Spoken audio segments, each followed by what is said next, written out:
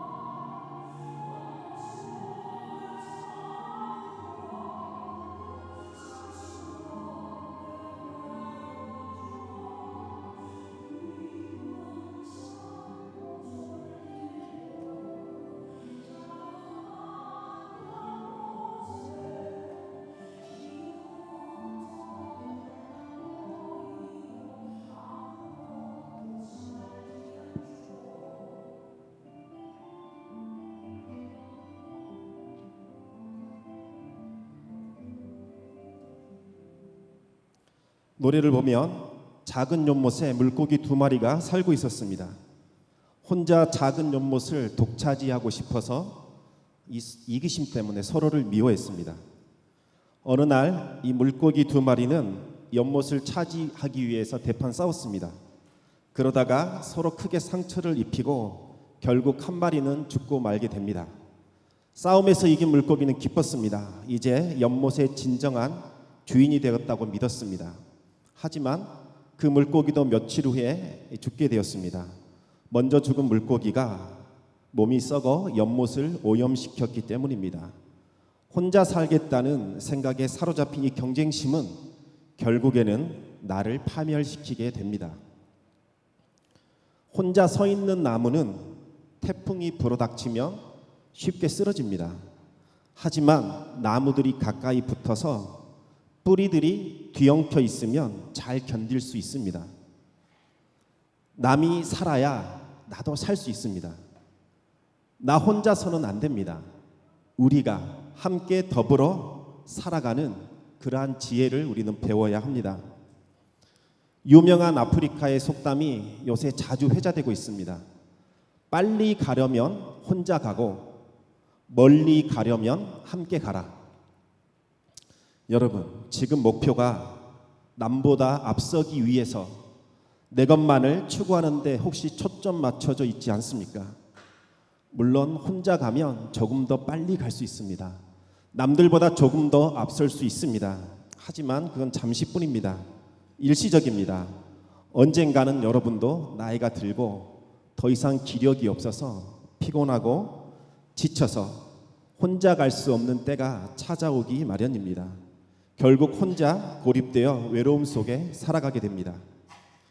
장님과 안진뱅이라는 어린이 동화책이 있습니다. 한 장님이 신발을 가지런히 모아놓고 이제 뛰어내릴 준비를 하고 있습니다. 장님은 죽기 전에 단 한 번만이라도 세상을 볼 수 있었으면 하는 생각에 하염없이 눈물을 흘리고 있었습니다. 그때 갑자기 소리가 들렸습니다. 이봐요, 거긴 내 자리입니다. 내가 먼저 뛰어내릴 거예요. 장님과 안진뱅이는 자신의 처지를 비관하면서 서로 먼저 뛰어내리겠다고 그렇게 다투고 있었습니다. 그때 갑자기 바람이 불었고 안진뱅이의 모자가 떨어져 버렸습니다. 이때 장님이 내가 가서 주우겠습니다 라는 말을 했어요. 그러다 안진뱅이가 이야기합니다. 당신은 보이지 않는데 그대로 물에 빠지게 됩니다. 그러면서 두 사람이 생각을 합니다. 마침내 좋은 생각이 떠오릅니다. 안진뱅이가 장님 위에 올라타서 장님의 눈이 되고 또 장님은 안진뱅이의 발이 되어서 서로 함께 협력하면 대단한 일들을 할 수 있겠다라는 생각이 듭니다. 혼자서는 아무것도 할 수 없었지만 이 장님과 안진뱅이는 함께 할 때 개울도 건너고 꼬불꼬불한 산도 건널 수 있었습니다. 서로의 눈과 발이 되어 어려운 역경과 수많은 난관을 헤쳐나갈 수 있었습니다. 짧고 쉬운 이야기지만 이 이야기는 우리에게 많은 것을 생각하게 합니다. 함께 할 때, 상대방에게 내 자신을 내어줄 때 우리는 우리의 한계를 극복할 수 있습니다. 그런데 안타깝게도 지금 이 시대는 정반대로 가고 있습니다. 무조건 지지 말고 이겨야 한다고 가르치고 또 그렇게 배우고 있습니다. 희생은 손해보는 것이기 때문에 어리석은 것이다 이렇게 가르칩니다. 학교에서, 가정에서, 사회에서 다른 사람과 협력을 하거나 타인을 위해서 희생하는 것을 더 이상 가르치지 않습니다. 오로지 나 자신의 미래 그리고 나 자신의 평안만을 생각하게 만듭니다. 하지만 혼자서는 아무것도 할 수 없습니다. 그럼에도 불구하고 혼자의 힘으로 해결하려고 하는 이 노력은 지혜롭지 않습니다. 개미 한 마리의 힘은 아주 미약하고 보잘것없지만 군대를 이룬 개미는 어지간한 동물도 도망가게 만듭니다. 연합의 힘, 협력의 힘이 얼마나 중요한지 명확하게 보여주고 있습니다. 뭉치면 살고 흩어지면 죽는다는 이 격언이 결코 헛된 말은 아닙니다. 그런데 이 협력과 연합은 그냥 원한다고 해서 아무렇게나 이루어지는 것은 아닙니다. 협력을 끌어내고 연합을 시키는 구심점이 되는 사람, 이 사람들에 의해서 가능합니다. 우리는 이 사람을 리더라고 부릅니다. 리더에게 있어서 가장 필요한 자질은 협력을 이끌어낼 수 있는 힘과 지혜를 갖는 것이라고 할 수 있습니다. 사람들은 이러한 힘과 지혜는 타고날 때부터 원래부터 선천적으로 가지고 있는 것이라 생각합니다. 저 사람은 원래 태어나기를 저렇게 태어났어. 뭔가 특별했어. 그런데 나는 태어날 때부터 그런 자질을 갖추지 못했어. 난 따라서 그런 사람이 될 수 없어 라고 말하는 경향이 있습니다.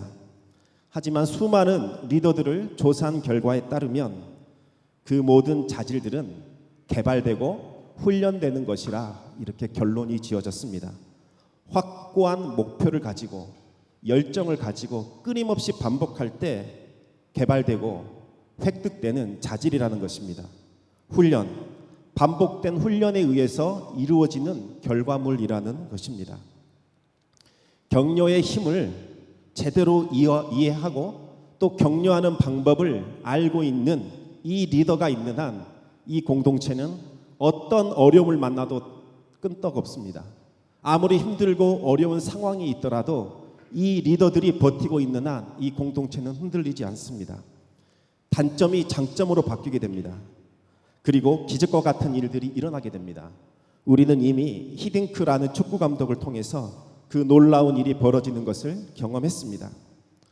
우리 모두는 교회라고 하는 특별한 공동체에 속해 있습니다. 여러분이 예수 그리스도를 영접한 순간 이미 교회의 일원이 됩니다. 교회는 이 건물을 말하는 게 아니에요. 성도들의 모임, 사람들의 모임이 바로 교회입니다. 따라서 내가 교회인 거예요. 또 이 교회는 그리스도의 신부, 예수님의 신부라는 말을 씁니다. 마지막 날 이 교회가 거룩하게 보존이 되어서 혼인잔치에 들어가게 됩니다. 예수님의 신부로 거룩함을 유지하고 이 혼인잔치에 들어가야 하는 그러한 목표와 목적이 우리에게 남아 있습니다. 그날 예수님과 교회는 연합하게 됩니다. 신부가 결혼식 때까지 자기 자신을 정결하게 유지하여 사랑하는 신랑에게 드려지듯이 교회는 거룩함을 유지하여 신랑이신 예수님께 자기 자신을 드려야 합니다. 예수를 믿어 구원을 얻는 것, 그것만으로 모든 목적이 다 이루어졌다 이렇게 생각하면 안 됩니다. 예수 그리스도를 통해 구원받는 하나님의 백성들이 자기의 정체성에 맞게 거룩함을 유지하고 온갖 세상의 악한 영들과 대적하면서 예수님의 정결한 신부로 혼인잔치에 들어가는 것, 바로 그것이 우리를 구원하신 참된 목적입니다. 구원했는데 적당히 대충 살아가는 것, 이것이 목적이 아니라 우리를 하나님의 백성 삼으신 이유는 거룩한 신부로 우리를 예수님께 드려지기 위함이에요. 이것이 중요합니다. 하지만 이 마지막 날, 이 혼인잔치 때까지 과연 정결함을 유지할 수 있는 사람이 몇이나 될까? 성경에는 극히 적다고 이야기합니다. 수많은 사람들이 택함을 받고 청함을 받지만 잔치에 들어갈 수 있는 사람은 극히 적다라고 이야기를 합니다. 악한 영들이 방해합니다. 세상의 유혹들이 너무나 많기 때문입니다. 많은 사람들이 처음 출발은 좋았습니다.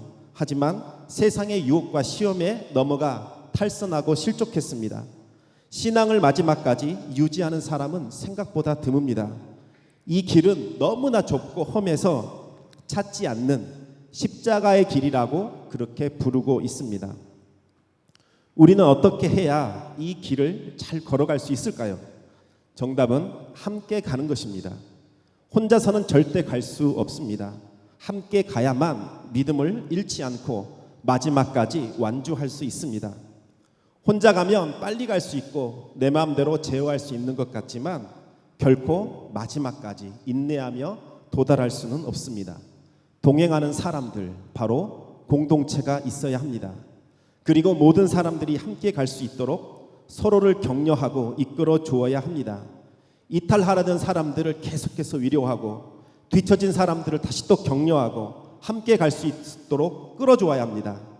서로를 격려하는 공동체는 믿음의 승리자가 될 수 있습니다. 오늘 말씀을 통해서 우리는 어떻게 격려해야 되는지 한번 살펴보도록 하겠습니다. 첫째는 서로에게 우리의 정체성을 확실하게 깨달을 수 있도록 격려해야 합니다. 23절은 하나님께서 하신 약속을 믿고 소망을 가지고 참고 견뎌야 한다, 이렇게 말씀하고 있습니다. 하나님은 이미 우리가 누구인지, 우리가 가게 될 최종 목적지가 어디인지 분명하게 말씀하셨습니다. 우리는 하나님 나라의 백성입니다. 믿으세요?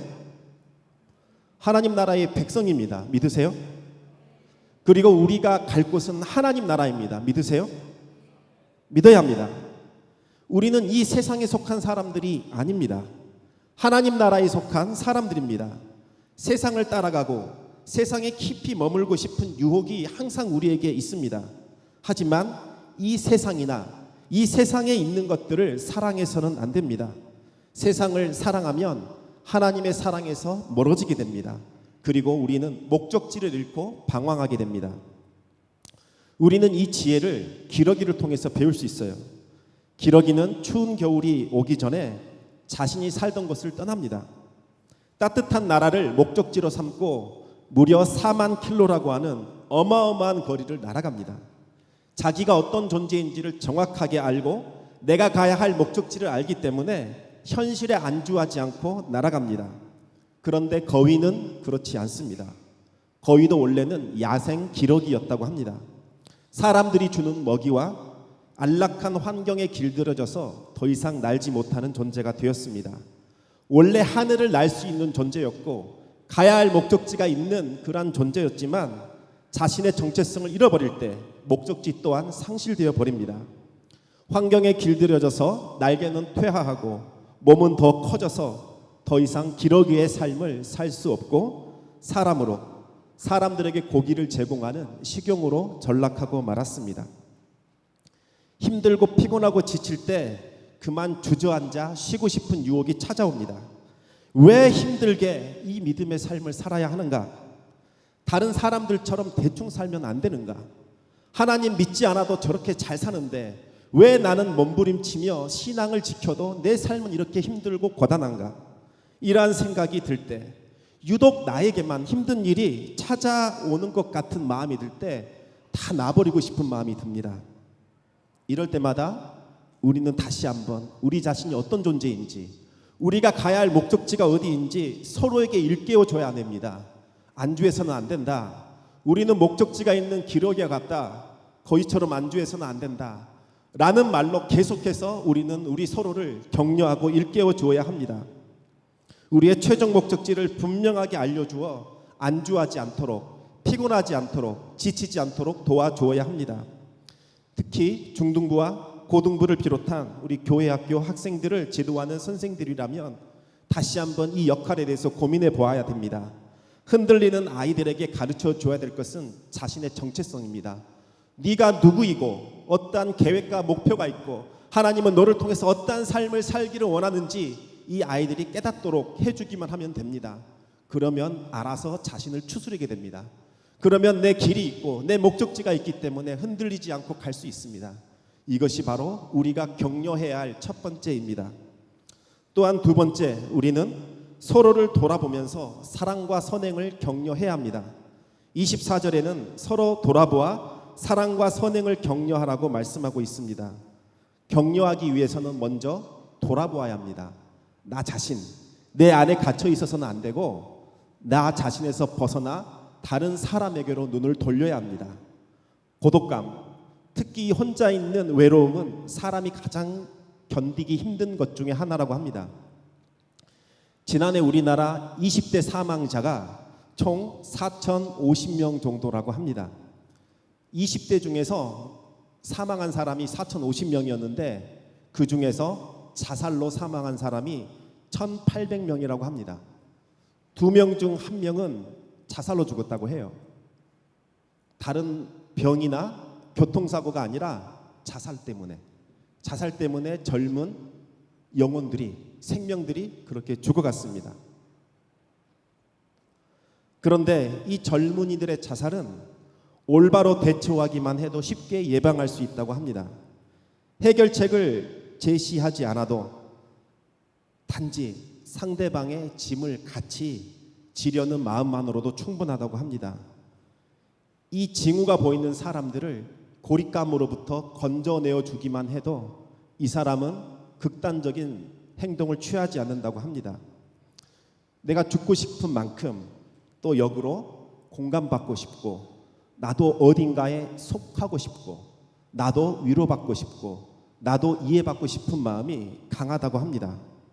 서로를 위로하고 서로를 감싸 안아줘 우리가 서로 연결되어 있다는 이 연대감만 느끼도록 돌보아 주어도 생명을 살릴 수 있다고 합니다. 저는 단순히 우리의 공동체가 예배만 드리고 그냥 흩어져 가는 그런 공동체가 되지 않기를 기도합니다. 우리의 삶이 연결되었으면 좋겠습니다. 서로를 돌아보고 서로를 위로하는 끈끈한 공동체가 되었으면 좋겠습니다.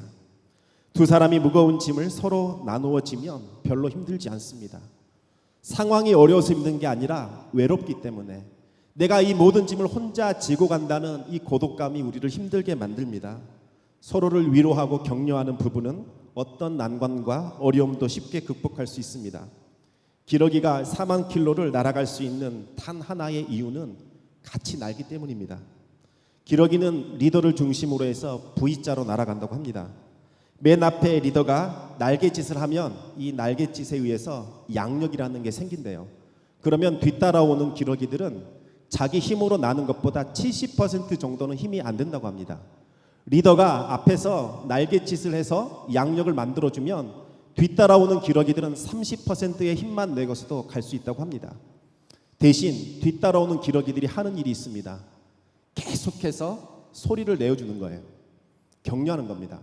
리더에게 힘을 가지라고, 당신이 우리를 이끌어가고 있으니까 당신이야말로 우리를 살리는, 우리의 목적지를 알려주는 우리의 소중한 지침이다 라는 것들을 계속해서 알려주는 것, 이것이 바로 함께하는 지혜를 갖는 기러기들이 하는 방법이라고 해요.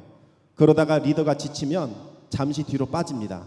그러면 다른 기러기가 다시 앞으로 나와서 이와 같은 행동을 반복한다고 합니다. 혼자 일할 때보다 다른 사람을 격려하고 칭찬할 때 많은 능률이 오릅니다. 서로를 격려하고 칭찬하는 팀워크를 이루어내기만 하면 위대한 일도 해낼 수 있습니다.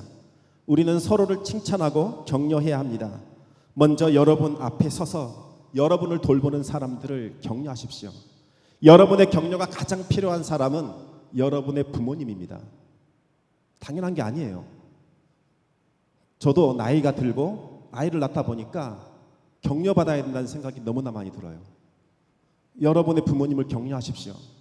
아침에 일어나서 저녁에 또 잠자기 전에 할 수 있는 한 여러분의 부모님들을 격려해 주십시오. 그 힘이, 그 격려의 힘이 여러분의 부모님들이 이 세상을 살아갈 수 있는 힘과 원동력이 되게 할 줄로 믿습니다. 또한 여러분을 돌보시는 직장 상사나 교수님이나 또 교회에서의 셀 리더, 또 목사님들과 같은 이러한 분들을 격려하십시오. 에이, 저분들은 나를 칭찬하고 격려해야 될 사람이지 내가 어떻게 그분들을 격려하나. 그렇지 않습니다. 격려하십시오. 리더가 지치지 않는 유일한 방법은 격려할 때, 구성원들이 칭찬할 때, 함께 따라줄 때 가능합니다. 여러분의 셀 리더, 많은 격려가 필요한 사람들입니다. 많이 기도해 주시고 만날 때마다 격려해 주시기 바랍니다.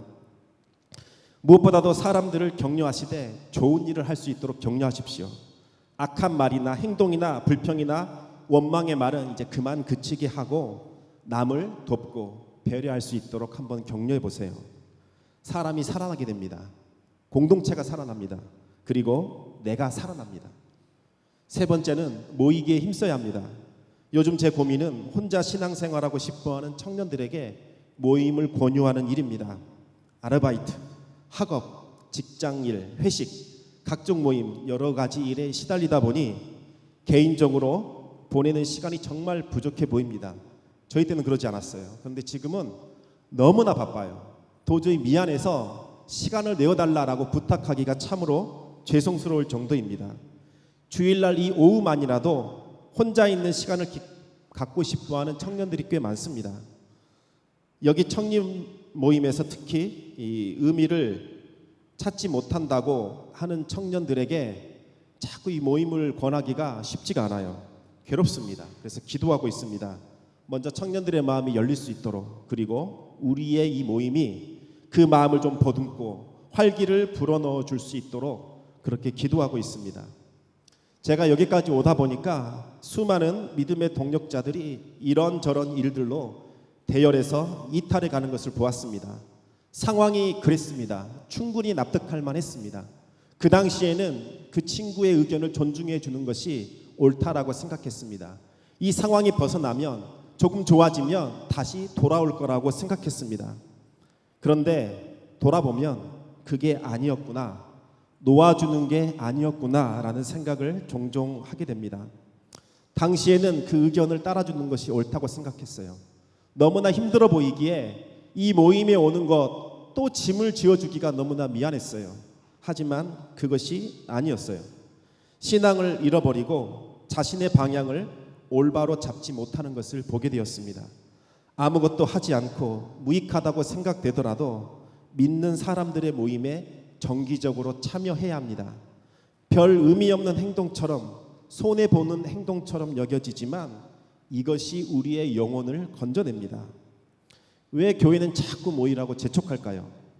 교회의 정체성이 바로 모임에 있기 때문입니다. 성도들의 모임, 그것이 바로 교회입니다. 본질입니다.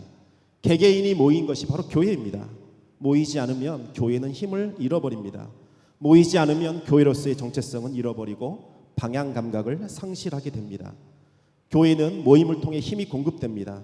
성도의 교제를 통해서 든든히 세워져 갑니다. 정말 교회 가기 싫고 모임에 참여하기가 진짜 싫었지만 그래도 마음을 바꾸어 한번 참석해 보신 경험이 한두 번은 있을 것입니다. 그때 들었던 느낌은, 오길 잘했다. 그래, 집에서 쉬는 것보다 여기 오니까 차라리 잘한 것 같다라는 마음이 들었을 것입니다. 여러분들은 정기적으로 하나님의 말씀을 듣고 기도하고 찬양하는 모임에 참석해야 합니다.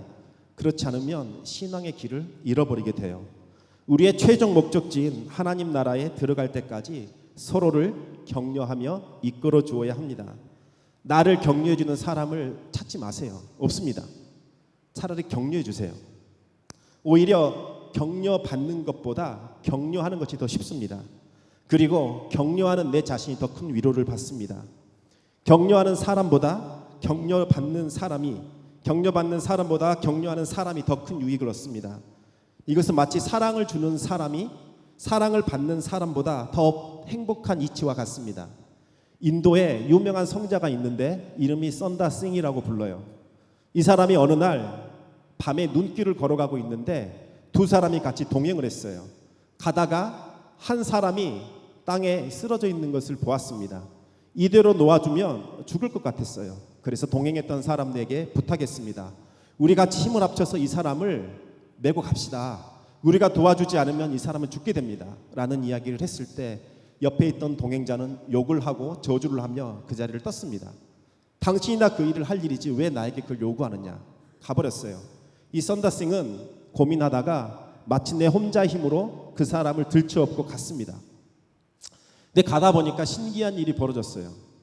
등에서 땀이 나기 시작합니다. 막 몸을 움직이기 때문에 체온이 유지되는 것을 경험했어요. 그리고 불가능할 것처럼 보였는데 마침내 마을 앞까지 올 수 있었어요. 그리고 이제 마을에 다 왔기 때문에 드디어 우리 살았다라고 말하려는 순간 싸늘하게 식어가는 시체 하나를 발견했습니다. 보았더니 동행했던 그 사람, 혼자 살겠다고 가버린 사람은 추위 속에 추위를 이기지 못하고 결국은 얼어 죽어 있었습니다. 사랑하는 청년 여러분, 누군가를 격려하는 일은 쉬운 일이 아닙니다. 귀찮고 피곤한 일이고 때로는 오해받는 일입니다. 나도 힘들고 지치고 피곤한데 다른 사람을 돌볼 여력이 없습니다. 하지만 그럴 때일수록 서로를 돌아보며 사랑과 선행을 격려하며 모이기에 힘쓰도록 우리 같이 격려해야 합니다. 그 행동이 바로 나를 살리기 때문입니다. 기러기 떼가 날아가다가 아프거나 지쳐서 이탈하게 되면 다른 동료 몇 마리 기러기도 같이 머물러 있다고 합니다. 그 동료가 다시 힘을 내서 날아갈 수 있을 때까지, 아니면 그 동료가 마지막으로 죽음을 맞는 것을 보고서야 다시 돌아온다고 합니다. 이 사회는 계속해서 경쟁, 그리고 나 자신을 위한 개인주의를 향해 나아가고 있습니다. 나 하나만 잘 되면 된다는 생각 때문에 모든 주변 사람을 다 적으로 만들고 경쟁 상대로 만들고 옆 사람을 흠집내고 내가 조금이라도 더 나아 보이지 않으면 견딜 수 없는 마음을 갖게 만듭니다. 누군가가 뒤처지면 속으로 만세를 부릅니다. 아이고 잘 됐네. 옆집 망했대. 이게 기쁜 소식이 되는 거예요. 옆집이 잘 되면 불안합니다. 나는 뭐하고 있지? 내 친구 다 잘 나갔는데 난 뭐하고 있지? 예전엔 그러지 않았어요. 친구가 잘 되면 자랑했습니다. 내 친구 겁나 잘 나가네 있다. 그게 나의 일인 것처럼 말했지만 지금은 그 말을 못해요. 나는 뭐 했나? 나는 이 나이 먹도록 뭐 했지? 라는 생각에 사로잡히기 때문입니다. 이 사회는 멸망하는 거예요. 공멸하는 겁니다. 같이 망하게 되는 거예요. 이 생각은 세상의 가치관입니다. 멸망으로 향하는 악한 생각입니다. 세상이 악을 치닫고 있어요. 이 세상은 계속 악을 향하여 가고 있습니다. 그럴 때마다 우리는 알아야 됩니다. 주님께서 오실 날이 얼마 남지 않았다. 하나님께서 마지막으로 믿음을 지키는 거룩하고 정결한 신부를 찾는 날이 얼마 남지 않았다라는 것을 우리는 깨달아야 합니다. 마지막 때를 사는 우리는 우리 자신을 지켜 이 세상에 물들지 않도록 해야 합니다. 우리는 하늘을 나는 기러기와 같습니다. 목적지가 있고 그곳을 향하여 나아가는 사람들입니다. 이 세상에 물들어 거위와 같이 자기 정체성을 잃어서는 안 됩니다. 서로를 돌아보며 사랑과 선행을 격려하고 모임에 더욱 힘쓰도록 서로를 격려할 때 우리를 모든 악한 것들에서 벗어나 거룩한 신부가 되어 신랑 되신 예수님께 우리 자신을 드릴 수 있습니다. 이제 나 개인에서 벗어납시다. 우리 주변을 돌아봅시다. 내 주변의 모든 사람들은 나의 격려를 필요로 하고 있습니다. 옆에 사람이 똑같아요. 옆 사람이 나에게 아는 척을 해주고 나를 격려하기를 원하는 것처럼 옆 사람도 그러한 갈망과 욕망을 갖고 있습니다. 선한 삶을 살 수 있도록 사랑하며 살 수 있도록 격려하고 칭찬합시다. 하나님을 찾고 부르는 이 예배에 적극적으로 참여할 수 있도록 격려합시다. 격려하고 격려받는 공동체에 속한 사람만이 마지막까지 완주할 수 있습니다. 이제 마지막으로 영상 하나를 보겠습니다.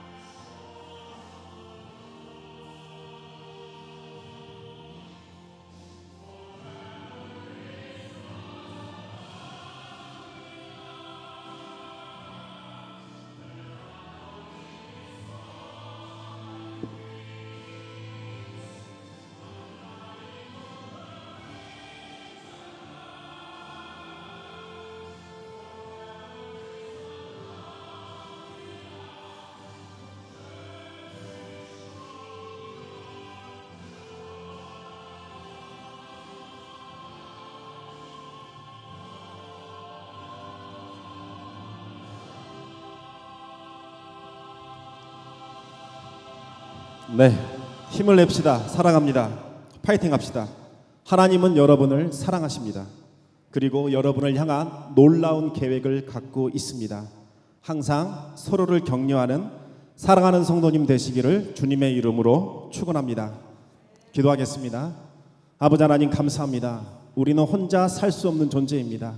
아버지 하나님, 그 사실을 알지 못하여 혼자 외로움 속에 고독감 속에 그렇게 방황하며 힘들며 왜 나는 적응을 제대로 하지 못하는가? 왜 나만 힘든가? 다른 사람은 좋은 것처럼 보이고 다른 사람은 잘 사는 것처럼 보이는데 왜 나만 이렇게 힘들고 어려운가? 이렇게 고민하면서 하나님 그렇게 살아왔습니다. 아버지 하나님, 우리는 더불어 살 때 격려하고 격려받을 때 우리의 마음이 기쁘고 우리의 생명이 넘쳐나는 것들을 아버지 하나님 알게 되었습니다. 사랑하게 하여 주옵소서. 격려하게 하여 주옵소서. 지금 이 시간 나의 따뜻한 말 한마디와 나의 사랑을 필요로 하는 사람들에게 사랑을 전해주며 그들에게 착한 일을 할 수 있는 아버지 하나님의 귀한 아들, 딸 되게 하여 주시옵소서. 주님 오실 그날까지 아버지 하나님, 우리가 우리의 주어진 삶을 최선을 다하여 살아가게 하여 주시고 하나님의 영광을 드러낼 수 있는 하나님의 귀한 자녀 되게 하여 주옵소서. 주께서 함께 하실 줄 믿습니다. 감사와 찬양 드리며 예수님의 이름으로 기도하옵나이다. 아멘.